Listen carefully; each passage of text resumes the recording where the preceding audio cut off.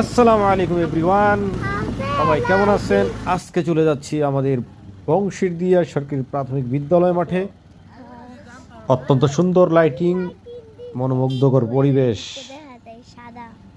এত সুন্দর পরিবেশ আমার মনে হয় না আমাদের এই অঞ্চলে আগে কখনো কোথাও হয়েছে। সুন্দর একটি পরিবেশ দেখে খুবই ভালো লাগতেছে। আমার মনে হচ্ছে প্রধান অতিথি এসে পড়েছে, জনবন্ধু মঞ্জুর এলাহি সাহেব। ওনার আগমন উপলক্ষে এত আয়োজন, আশা করছি উনি চলে এসেছেন। দেখা যাক, আপনার সাথে থাকুন এবং দেখতে থাকুন।